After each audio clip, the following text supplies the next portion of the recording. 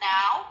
And that was a very good exercise for us to realize the best path, to realize how to expedite it, how to move it along, and to avoid any challenges.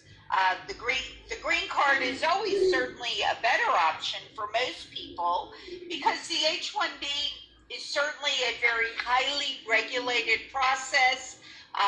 You can run into challenges in it. It is limited in its time, meaning it has a 6-year validity unless you have a green card immigration approval.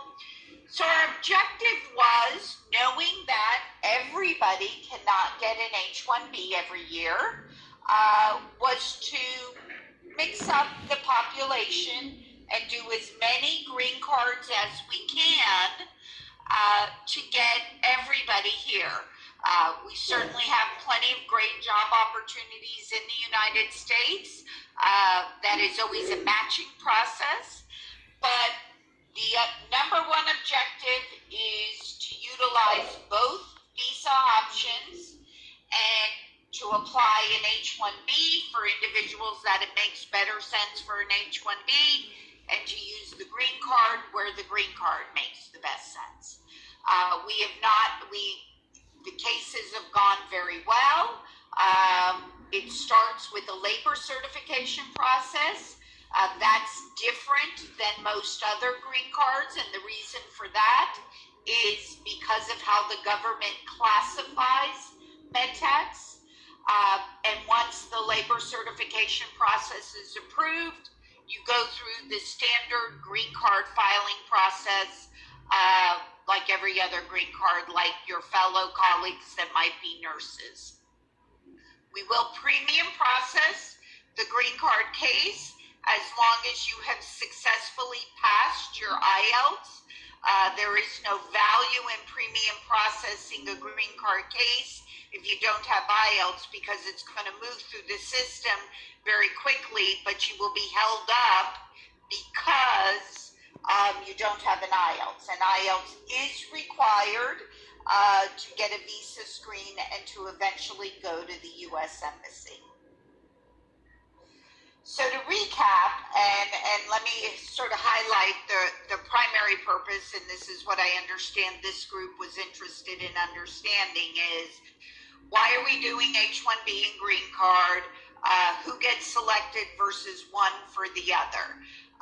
We are and will continue to use both the H-1B and green card option.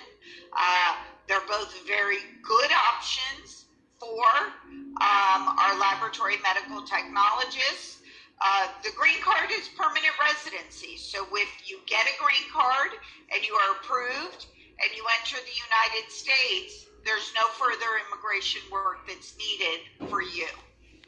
And that's a real bonus. Unlike the H-1B, your H-1B has to continue to be extended, amended if you were to happen to have to change a site.